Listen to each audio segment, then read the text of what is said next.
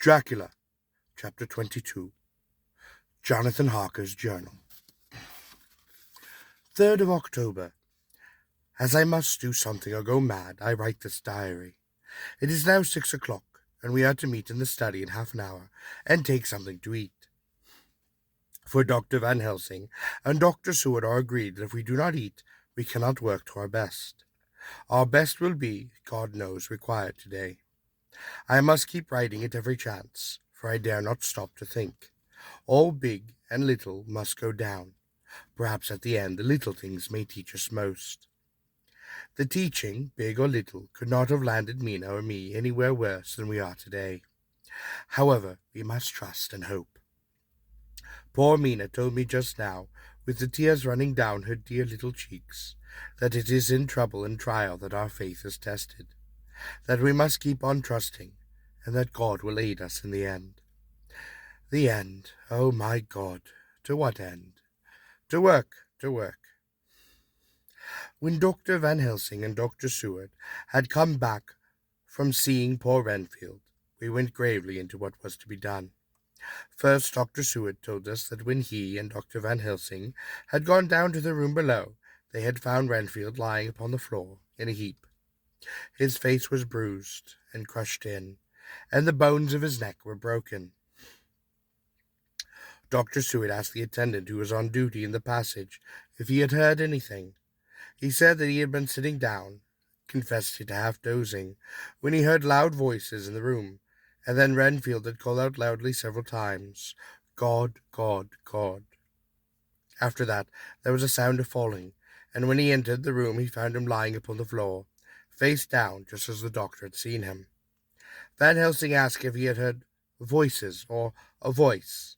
He said he could not say, but at first it seemed to him as if there were two, but as there was no one in the room, it could have only been the one. He could swear to it, if required, that the word God was spoken by the patient. Dr. Seward said to us, when we were alone, that he did not wish to go into the matter. The question of an inquest had to be considered, and it would never do to put forward the full truth. And no one would even believe it if we did. As it was, he thought that on the attendant's evidence he could give a certificate of death by misadventure and falling from bed, in case the coroner should demand it. There would be a formal inquest, necessarily to the same result. When the question began to be discussed as to what should be our next step, the very first thing we decided was that Mina should be in full confidence. Nothing of any sort, no matter how painful, now should be kept from her. She herself agreed as to its wisdom, and it was pitiable to see her so brave, and yet so sorrowful, and in such a depth of despair. There must be no more concealment, she said. Alas, we have had too much already, and besides, there is nothing in all the world that can give me more pain than I have already endured, or that I suffer now. Whatever may happen, it must be of hope or of new courage to me. Van Helsing was looking at her fixedly as she spoke, and said suddenly, but not at all quietly, My dear Madame Mina, are you not afraid, not for yourself, but for others from yourself, after what has happened? Her face grew set in its lines, but her eyes shone with the devotion of a martyr, and she answered, No, for my mind is made up. To what? He asked gently. Whilst we were all very still, for each in our own way, we had a sort of vague idea of what she meant. Her answer came with a direct simplicity, as though she were simply stating a fact. Because I find in myself, and I shall watch keenly for it, a sign of harm to any that I love, I shall die. You would not kill yourself? He asked hoarsely.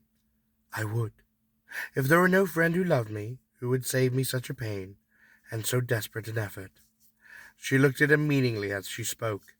He was sitting down, but now he rose and came close to her, putting his hand upon her head, as he said solemnly, My child, there is such a one, if it were for your good. For myself, I could hold it to my account with God to find such a euthanasia for you, even at the moment if it were best, nay, were it safe. But, my child. For a moment he seemed choked, and a great job rose upon his throat. He gulped it down, and he went upon. There are some who would stand between you and death, for you must not die. You must not die by any hand, least of all your own, until the other who has fouled your sweet life is true dead. You must not die, for if he is still with the quick undead, your death would make you even as he. No, you must live. You must struggle and strive to live, though death would seem a boon unspeakable. You must fight with death itself, though he come to you in pain or in joy, by the day or by the night, in safety or in peril. On your living soul I charge you that you do not die, nay, nor think of death, till this great evil be past us. The poor dear grew white as death, and shook and shivered, as I have seen a quicksand shake and shiver at the coming of the tide. We were all silent. We could do nothing. At length she grew more calm, and turned to him, saying, sweetly, but oh so sorrowfully, as she held out her hands, I promise, my dear friend, that if God will let me live, I shall strive to do so, till, if it may be in his good time, this horror may have passed away from me. She was so good and so brave that we all felt that our hearts were strengthened to work and endure for her. And we began to discuss what we were to do. I told her that she was to have all the papers upon the safe, and all the papers of diaries and phonographs we might hereafter use, and was to keep the record as she had done before.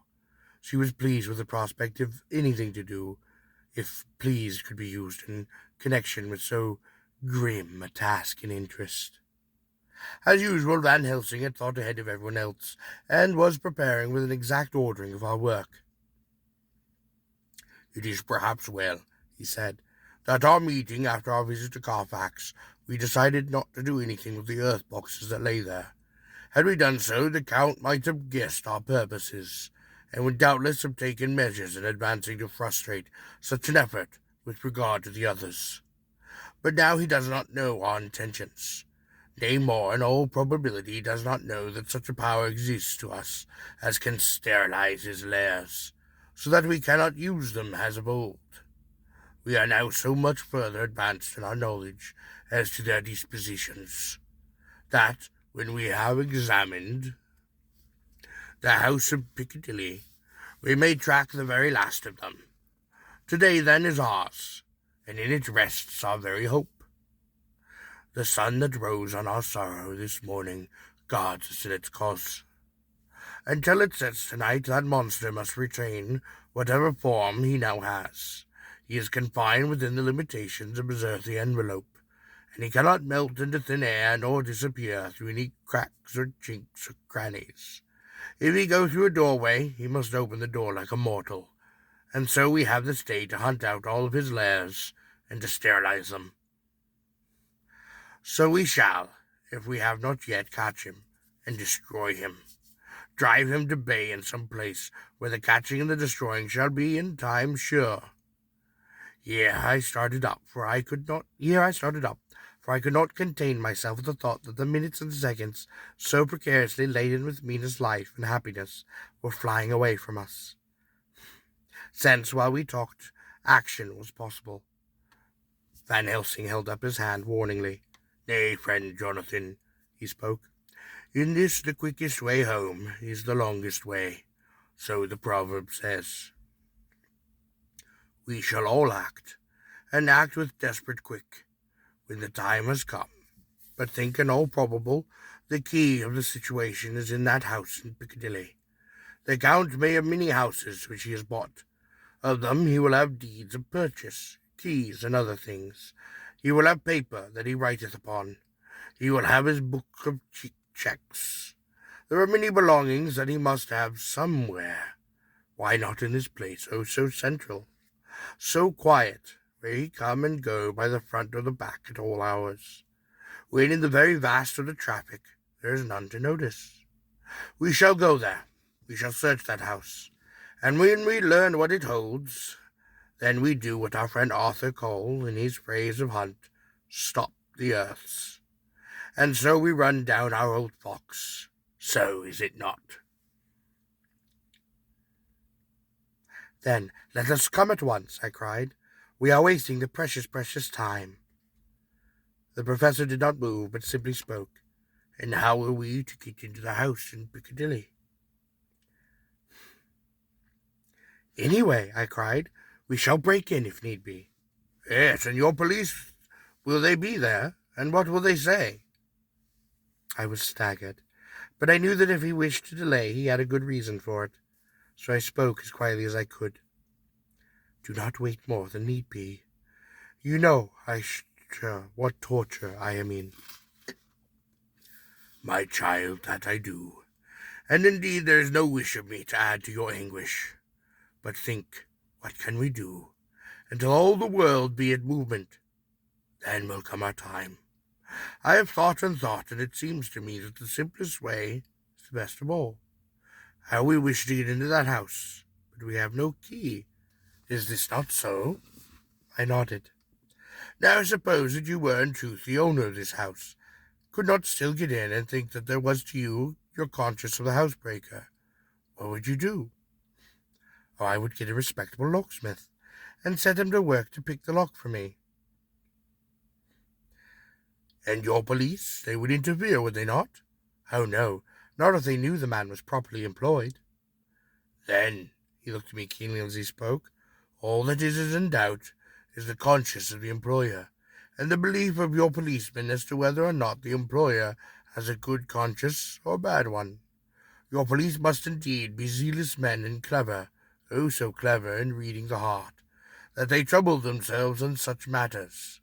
No, no, my friend Jonathan, you go take the lock of 100 empty houses in this your London, or of any city in the world, and if you do it at such things are rightly done, and at the time such things are rightly done, no one will interfere.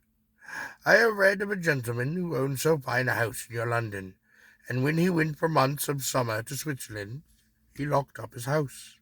Some burglar came and broke the window to get in, and when he went and made open the shutters in front, and walked out in through the door, before the very eyes of the police, then he had an auction in that house, advertised it, and put up a big notice, and when the day came he sell off by great auctioneer all the goods of that other man who owned them. Then he go to a builder, and he sell him that house, making an arrangement that he pull it down and take all away within a certain time. And your police and other authorities helped him all that they can. And when the owner came back from his holiday in Switzerland, he found only an empty hole where his home had once been. This was all done in Regale. And in our work we shall be in Regale too. We shall not go so early. And in our work we shall be in Regale too. We shall not go so early that the policemen, who have had little to think of, shall deem it strange. But we shall go after 10 o'clock, when there are many about. And when such things would be done, we are indeed owners of the house. I could not but see how right he was, and the terrible despair of Mina's face became relaxed in thought. There was hope in such good counsel. Van Helsing then went on. When once within that house we may find more clues. At any rate, some of us can remain there, whilst the rest find the other places, where there be more earth bones. At Bimsday and Mile End. Lord Godalming stood up. I can be of some service here, he spoke. I shall wire to my people to have horses and carriages when they will be most convenient. Oh, look here, old fellow, said Morse. It is a capital idea to have all ready, in case we want to go horsebackering, but don't you think that one of your snappy carriages, with its heraldic adornments and a byway of Walworth and Mile End, would attract too much attention for our purposes? It seems to me that we ought to take cabs when we go south or when we go east, and even leave them somewhere near the neighborhood we are going to. Yes, friend Quincy is quite right, said the professor. His head is what you call in plane with the horizon. It is a difficult thing that we go to do, and we do not want the peoples to watch us if it so may." Mina took a growing interest in everything, and I was rejoiced to see that the exigency of the affairs was helping her to forget for a time the terrible experience of the night. She was very, very pale, most ghastly, and so thin that her lips were drawn away, showing her teeth in somewhat of prominent. I did not mention this last, lest it should give her needless pain, but it made my blood run cold in my veins to think of what had occurred with poor Lucy when the Count had sucked her blood. As yet there was no sign of the teeth growing sharper, but the time as yet was short, and there was time for fear. When we came to the discussion of the sequence of our efforts, and of the disposition of our forces, there were new sources of doubt. It was finally agreed that before starting for Piccadilly, we should destroy the Count's lair close at hand, in case he should find it out too soon.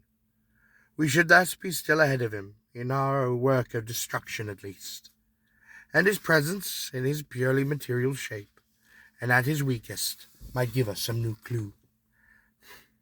As to the disposal of forces, it was suggested by the Professor that after our visit to Carfax, we should all into the house in Piccadilly, that the two Doctor and I shall remain there, whilst Lord Godalming and Quincy found the lairs at Walworth and Mile End, and destroyed them. It was possible, if not likely, that the Professor urged that the Count might appear in Piccadilly during the day, and that if we might be able to cope with him then and there, at any rate we might be able to follow him in force. To this plan I strenuously objected, in so far as my going was concerned, for I said that I intended to stay and to protect Mina.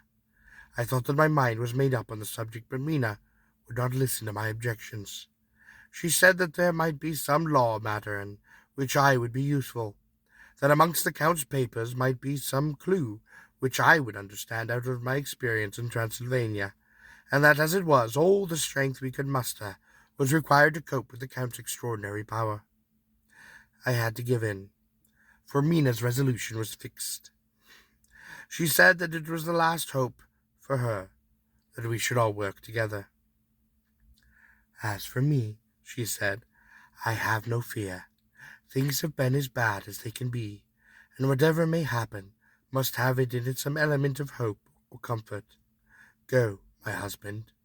God can, if he wishes it, guard me as well alone as with anyone present." So I started up, crying out, "Then in God's name, let us come at once. We are losing time, and the Count may come to Piccadilly earlier than we think." "Not so," said Van Helsing, holding up his hand. "But why?" I asked. "Do you forget," he said with an actual smile, "that last night he banqueted heavily, and was asleep most late?" Did I forget? Shall I ever? Can I ever? Can any of us ever forget that terrible scene? Mina struggled hard to keep her brave countenance, but the pain overmastered her, and she put her hands before her face, and shuddered. Van Helsing had not intended to recall her frightful experience.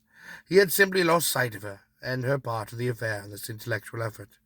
When it struck him what he had said, he was horrified at his own thoughtlessness, trying to comfort her. "Madam Mina," he said, "dear, dear Madame Mina, alas that if I of all who has reverenced you should have said anything so forgetful.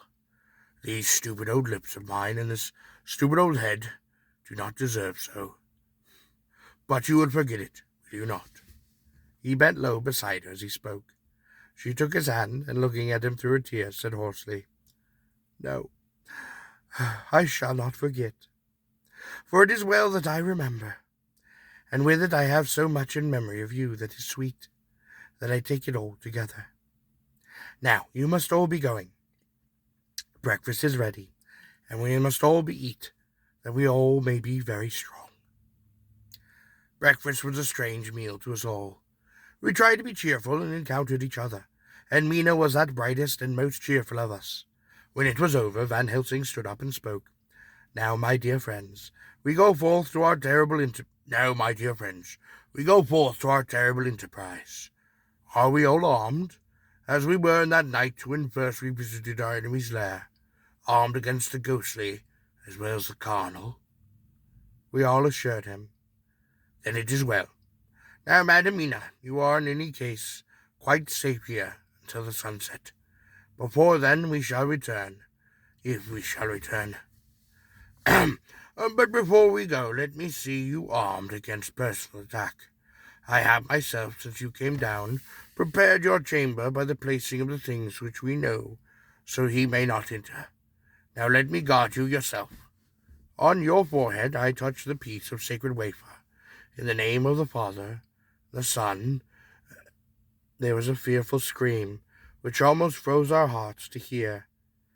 As we had placed the wafer on Mina's forehead, it seemed it had burned into the flesh, as though it had been a piece of white-hot metal. My poor darling's brain told her the significance of the fact as quickly as her nerves received the pain of it, and the two so overwhelmed her that her overwrought nature had its voice in that dreadful scream. But the words to her thought came quickly. The echo of the scream had not ceased to ring when there came the reaction. She sank upon her knees on the floor in an agony of abasement, pulling her beautiful hair over her face, as the leper of old his mantle. She cried out, "Unclean, unclean! Even Almighty shuns my polluted flesh. I must bear this mark of shame upon my forehead until Judgment Day." We all paused. I had thrown myself beside her in an agony of helpless grief, and putting my arms around her, I held her tight. For a few moments, our sorrowful hearts beat together, whilst the friends around us turned away their eyes that ran tears silently. Van Helsing turned, spoke gravely, so gravely that I could not help but feel that he was in some way inspired, and was stating things outside himself. "It may be that you may have to bear that mark till God himself see fit, as he most surely shall upon Judgment Day redress all wrongs of the earth and of his children that he has placed thereon. And oh, Madam Mina, my dear, may we who love you be there to see, when that red scar, the sign of God's knowledge of what has been, shall pass away, and leave your forehead as pure as the heart that we know. So surely as we live, that scar shall pass away, when God sees right to lift the burden that is hard upon you. Till then we bear our cross, as his Son did in obedience to his will. It may be that we are chosen instruments of his good pleasure, and that we serve to do his holding, as that other through stripes and shame, through tears and blood, and through doubts and fears, and all that make the differences between God and man." There was hope in his words, and comfort, and they made for resignation. Mina and I both felt on, and simultaneously we each took one of the old man's hands, bending over and kissing it. Then, without a word, we all knelt down together, and holding hands, swore to be true to one another.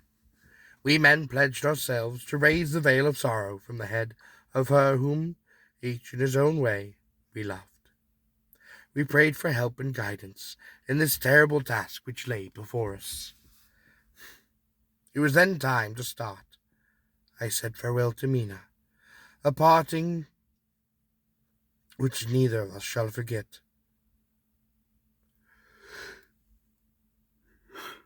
And we set out. To one thing I have made up my mind.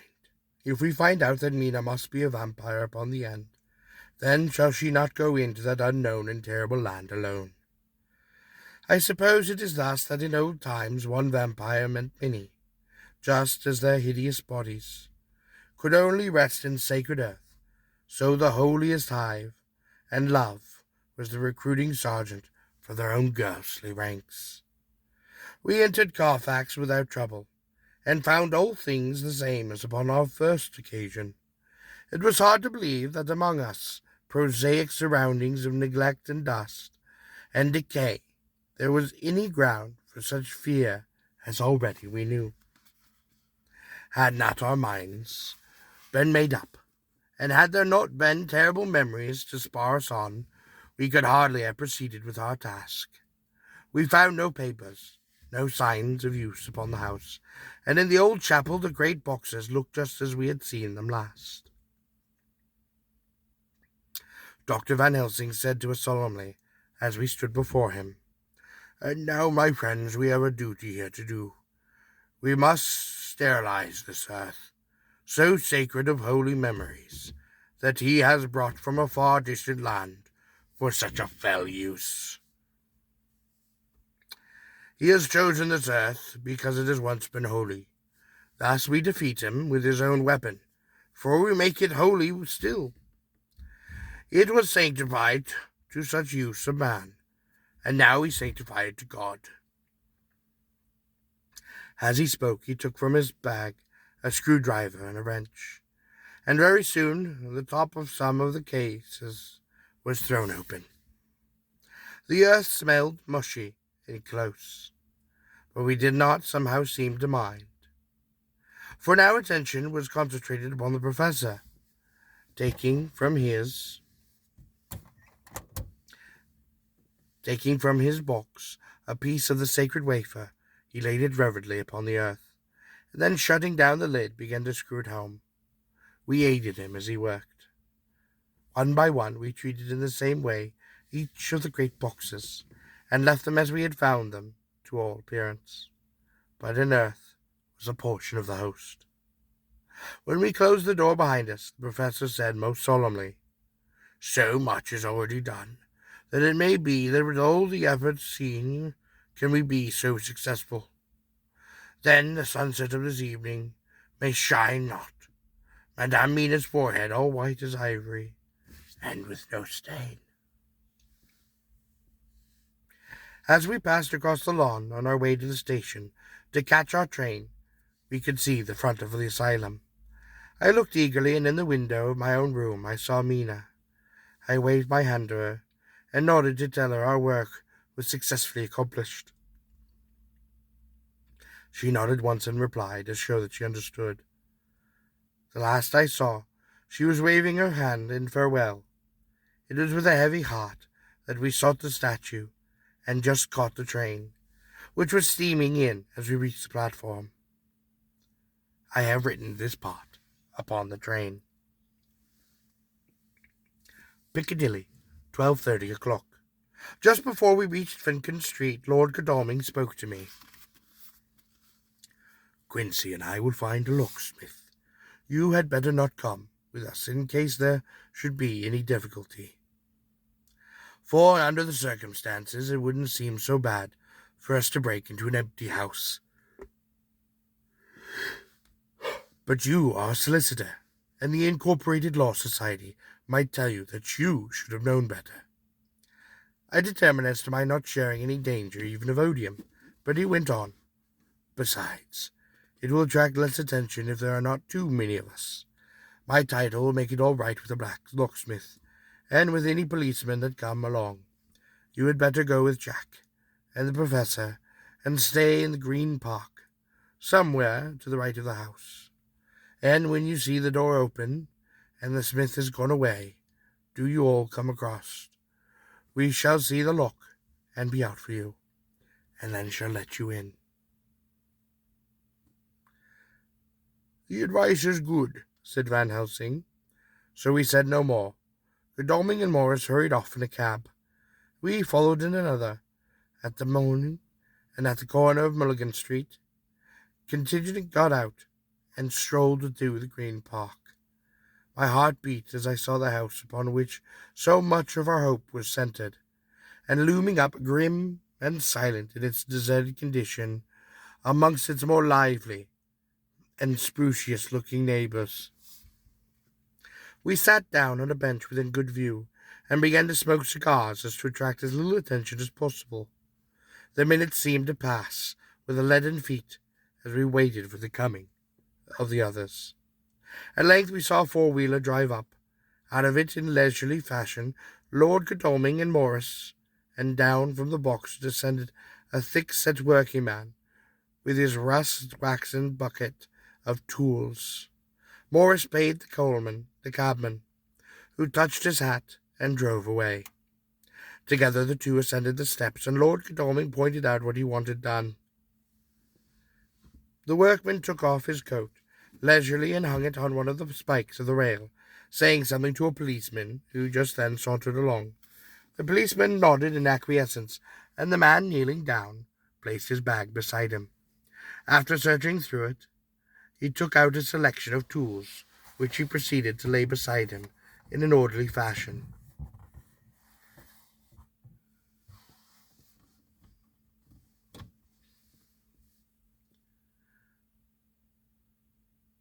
The policeman nodded in acquiescence, and the man, kneeling down, placed his bag beside him. After searching through it, he took out a selection of tools, which he proceeded to lay beside him in orderly fashion. Then, standing up, he looked into the keyhole, blew into it, and turning to his employers, made a remark. Lord Godalming smiled, and the man lifted a good-sized bunch of keys. Selecting one of them, he began to probe the lock, as if feeling his way within. After fumbling about for a bit, he tried with a second and a third. All at once the door opened under a slight push from him, and he and the others entered the hole. We sat still. My own cigar burnt furiously, but Van Helsing's went cold altogether. We waited patiently as we saw the workman come out, bringing his bag. Then he held the door partly open, steadying it with his knees, whilst he fitted a key once more to the lock. Then he finally handed to Lord Godalming, who took out his purse and gave him something. The man touched his hat, took his bag, put on his coat, and departed, and not a soul took the slightest notice of this whole transaction. When the man had finally gone, we three crossed the street and knocked upon the door. It was immediately opened by Quincy Morris, beside whom stood Lord Godalming, lighting his cigar. "The place smells so vilely," said the lad as we came in.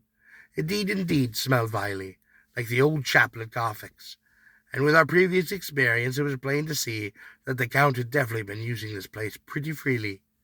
We moved to explore the house, keeping together in case of attack, for we knew we had a strong and wily enemy to deal with, and as yet we did not know whether the Count might not be within the house. In the dining room, which lay at the back of the hall, we found 8 boxes of earth. 8 boxes, only out of the 9 which we sought. Our work was not over, and would never be until we should have found the missing box. First we opened the shutters of the window, which looked out across the narrow stone-flagged yard, as the blank face of a stable pointed itself like the front of a miniature house. There were no windows in it, so we were not afraid of being overlooked. We did not lose any time in examining the chests, and with the tools which we had brought, with which we opened them, one by one we treated them as we had treated those others within the chapel. It was evident to us that the Count was not present in the house, and we proceeded to search for use of his officials. After a cursory glance at the rest of the rooms, from basement to attic, we came to the conclusion that the dining room contained any effects which might belong to the Count, so we proceeded to minutely examine them. There lay in a sort of orderly disorder on the great dining table. There were deeds of the Piccadilly house, and a great bundle were those of the purchase of a house of Mill End and Bromsey. Notepaper, envelopes, and pens and ink, all were covered up with thin wrapping paper to keep them down from the dust. There were also clothes brushes, a brush and a comb, and a jug and a basin, the latter containing dirty water, which was reddened with what we thought was blood. Last of all was a little heap of keys of all sorts and sizes, probably those belonging to the other houses. When we had examined this last find, Lord Godalming and Quincy Morris, taking accurate notes of the various addresses of the houses in the east and of the south, took them with them, the key in the great pouch, and set out to destroy the boxes in those places. The rest of us are, with what patience we can, waiting here for their return, as the coming of the Count.